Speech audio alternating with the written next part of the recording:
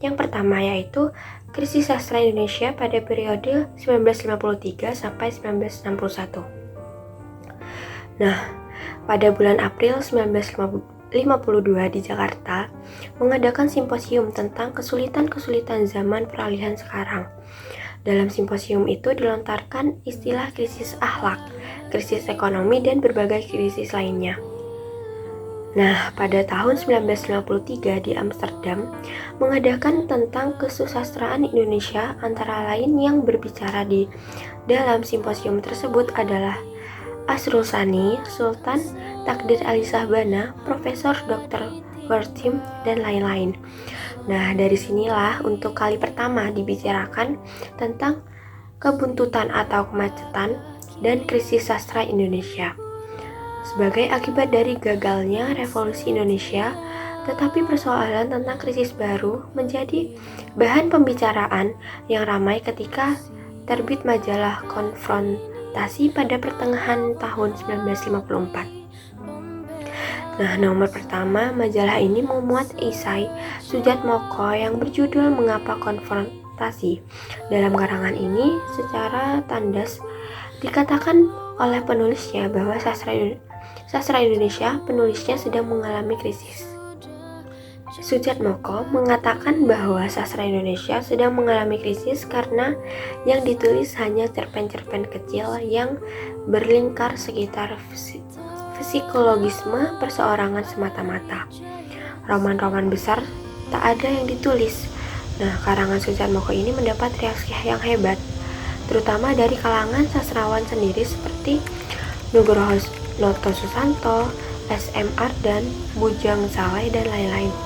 Begitupun pula H.B. Jasin dalam Simposium Sastra mengemukakan sebuah prosaran yang diberi judul Kesusastraan Indonesia Modern Tidak Ada Krisis.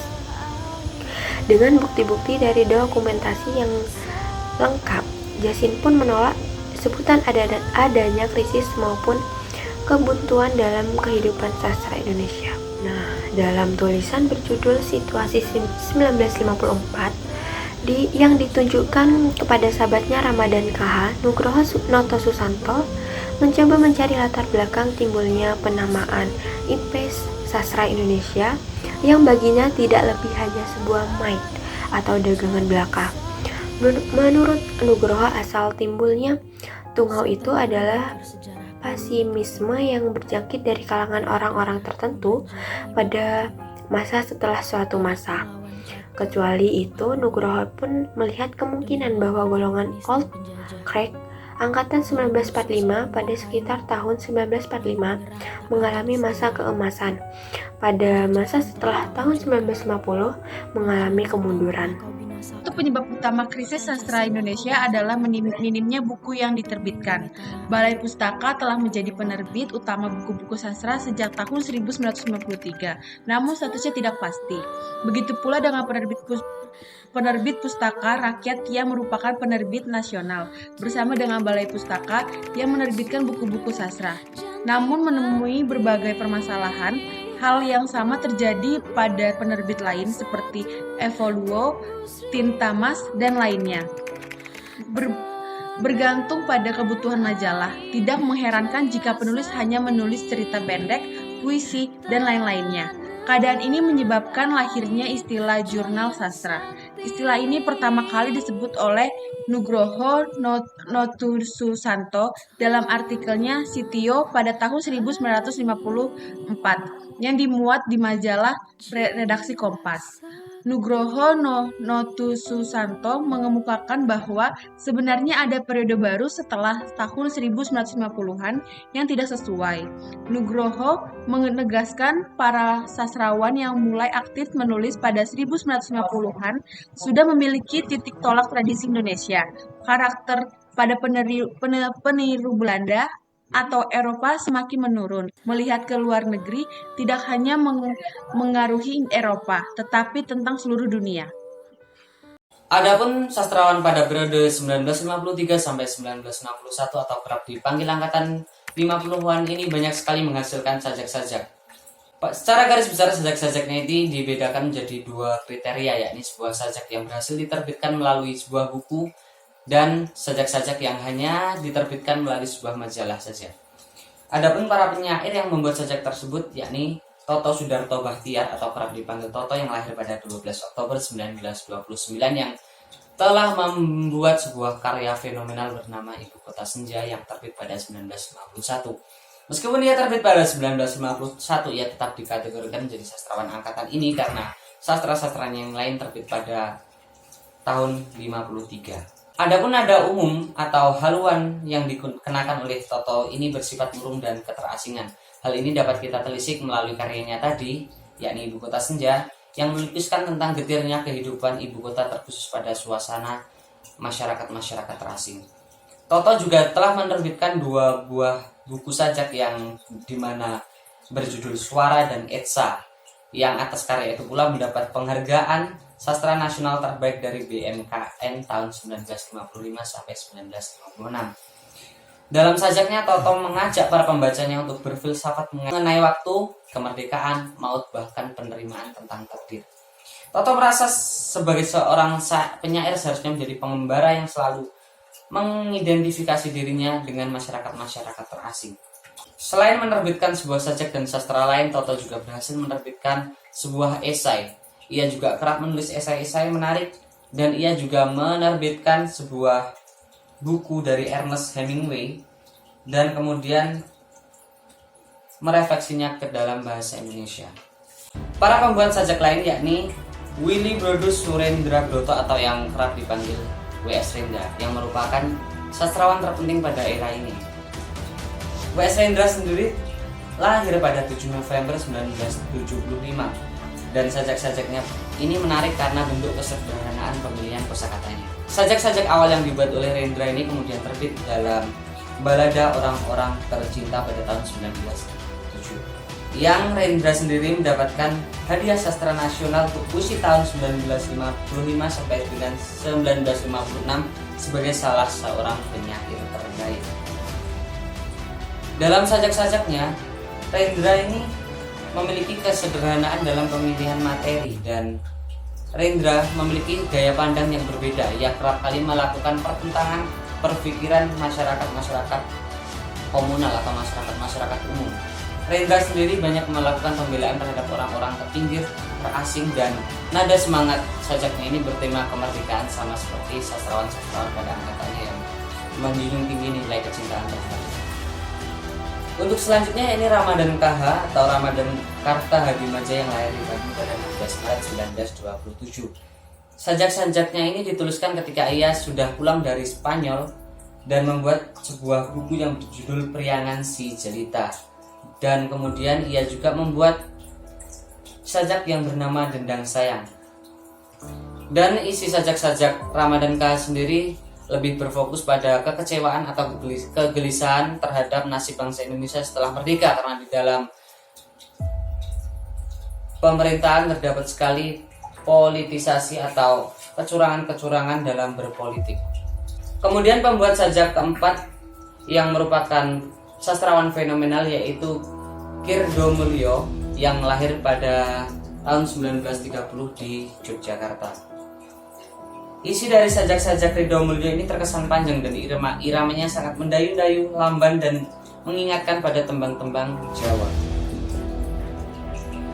Adapun para penyair lain ini tidak mampu menghasilkan atau tidak mampu menerbitkan sebuah buku, dan para penyair tersebut bernama Hartoyo, M.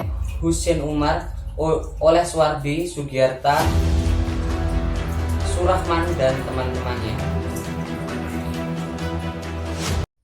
Pengarang karya sastra periode 1953 sampai 1961 yang pertama yaitu A.A. Nafis atau Ali Akbar Nafis.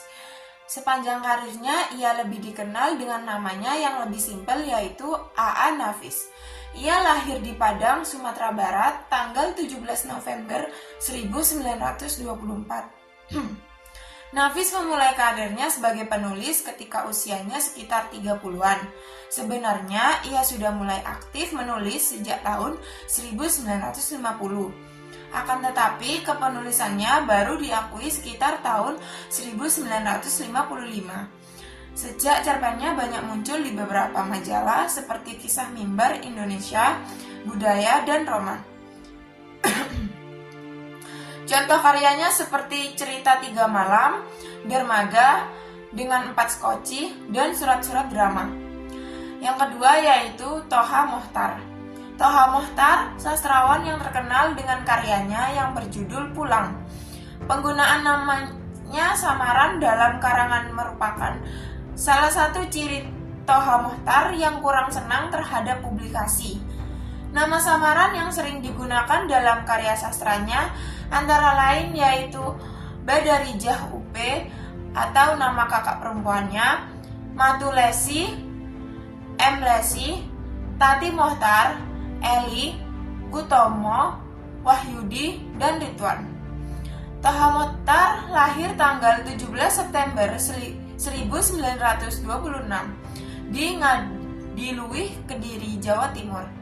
Ketika itu, ia sempat menulis beberapa judul cerita pendek dan menyadur cerita detektif. Kemudian ia bekerja sebagai koruptor majalah Jayabaya tahun 1952 sampai 1953. Ia bekerja sebagai redaktur majalah Ria dan tahun 1972 sampai 1983 berhasil menerbitkan majalah anak-anak Kawanku bersama kawannya Julius, RS, dan Sutetja. Sehubungan dengan hobinya yang suka menggambar, ia bekerja sebagai guru menggambar di Sekolah Taman Siswa tahun 1954 sampai 1959. Selain itu, ia juga pernah bekerja di perusahaan film negara atau disingkat menjadi PFN dan menerima pesanan membuat gambar poster berukuran besar untuk karnaval atau lomba dekorasi pada perayaan Hari Kemerdekaan 17 Agustus 1945. Pada tahun 1971, karirnya sebagai penulis mulai meningkat. Dia terkenal sebagai penulis yang jujur, disiplin, dan tegas karena pernah bekerja. Contoh hasil karyanya yaitu novel Pulang.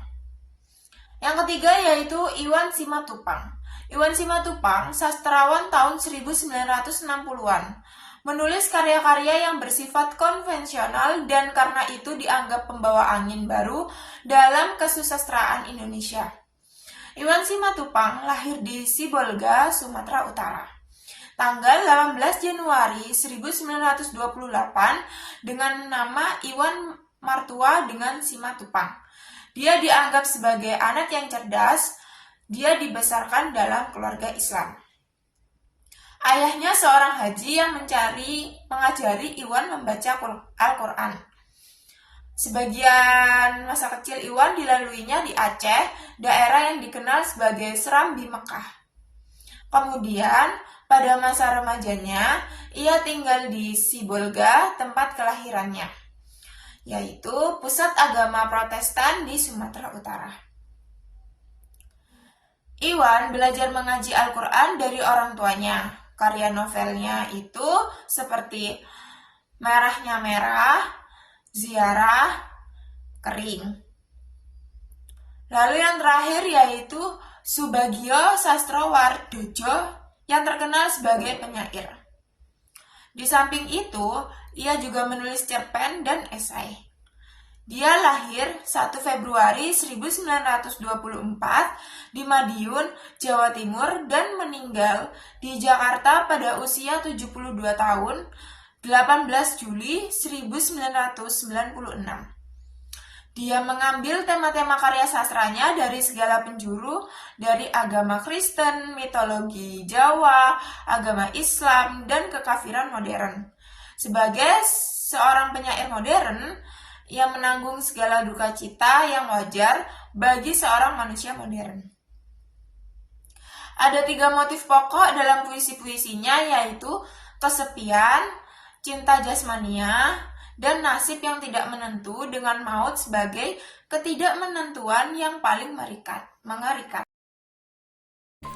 Terkait kebenaran krisis sastra Indonesia pada periode 1953 sampai dengan 1961, banyak terjadi perdebatan dan pertentangan antar sastrawan satu dengan sastrawan lain.